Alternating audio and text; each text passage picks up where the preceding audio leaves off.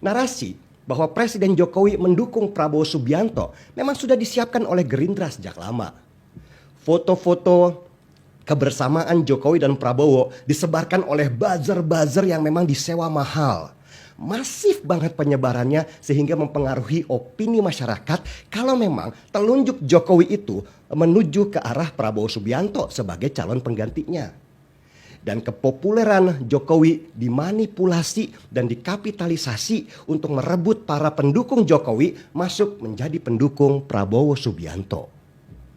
Kalau nanti KIB di bawah kepemimpinan Gerindra itu sudah kuat, maka ada waktunya untuk mengajak PDI Perjuangan untuk mencalonkan Puan Maharani sebagai calon wakil presidennya Prabowo. Nah, sampai di sini Prabowo merasa dia sudah di atas angin. Opini sudah terbentuk, simpati juga sudah terbangun, tinggal satu peluru lagi harus diluncurkan, yaitu menghancurkan nama Ganjar Pranowo sebagai lawan terkuat Prabowo Subianto. Dan momentum itu datanglah lewat Piala Dunia usia 20.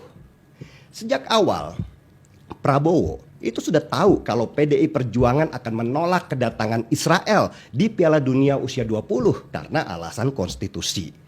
Ganjar Pranowo juga pasti menolak. Maka disiapkanlah proyektil ampuh untuk menghajar Ganjar.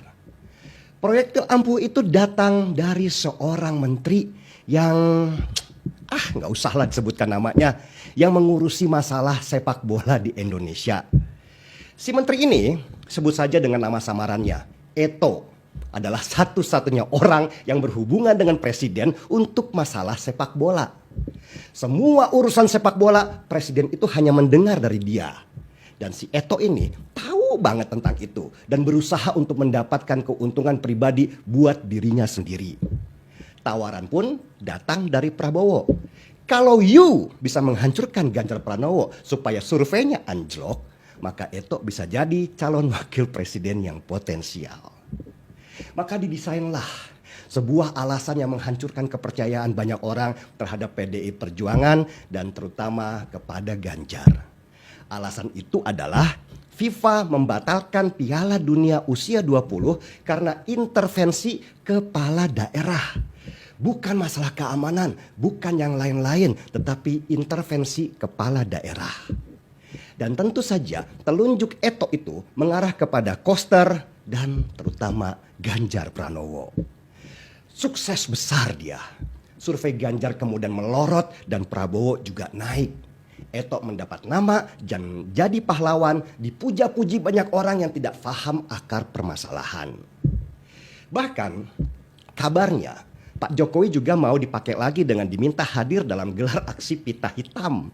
Supaya gagalnya Piala Dunia usia 20 itu jadi makin menggelora, yang berarti panggung Prabowo dan Eto ini semakin besar. Untung saja Jokowi menolak hadir. Buzzer-buzzernya Eto, buzzer-buzzernya Prabowo, ditambah dengan simpatisan Anies Baswedan, terus-menerus menggunakan isu Piala Dunia usia 20 sebagai rudal-rudal untuk menghantam Ganjar. Banyak orang dan partai-partai akhirnya berpaling dari Ganjar dan merapat ke KIB. Ganjar Pranowo pada masa itu dia sendirian dengan hanya sedikit teman yang masih tetap militan. Dan disinilah harus diakui peran besar Megawati Soekarno Putri. Dialah kingmaker dari semua permainan catur ini. Ketika Mega sudah firm bahwa Ganjar adalah Soekarnois sejati dan bukan pemimpin yang haus kekuasaan dengan rayuan, maka Mega keluarkan senjata nuklirnya yang membuat gunjang-ganjing dunia persilatan, yaitu pengumuman kalau Ganjar Pranowo adalah calon resmi dari PDI Perjuangan.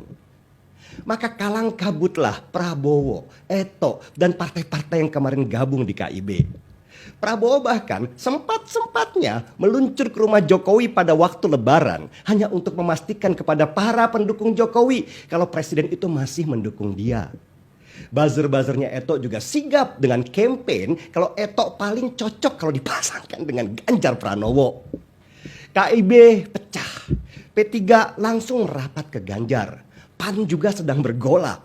Bahkan Nasdem dikabarkan juga sedang berpikir ulang untuk calonkan Anies Baswedan. Semua sekarang merasa menjadi temannya Ganjar, saudaranya Ganjar, orang yang paling berjasa pada Ganjar. Mereka itulah orang-orang yang pada waktu Ganjar Pranowo ada di titik paling bawah ikut menginjak-injaknya untuk mendapatkan nama. Mereka hanya mencari keuntungan, bukan murni militan. Memang benar, saya jadi teringat kata-kata saudara Nabi yaitu Ali bin Abu Thalib pada waktu ditanya seseorang. Ya Ali, begitu banyak temanmu, bisakah kau tahu berapa semua jumlah mereka? Dan jawaban Ali bin Abu Thalib begitu menohok. Nanti kuhitung semua di saat aku sedang dalam kesulitan. Kasus Piala Dunia usia 20 ini tanpa sadar menjadi sebuah ujian bahwa teman sejati datang justru dari orang-orang yang tidak diperhitungkan. Mereka murni mendukung bukan karena cuan, bukan karena jabatan, tetapi karena punya mimpi yang sama bagaimana memperbaiki semua masalah yang ada.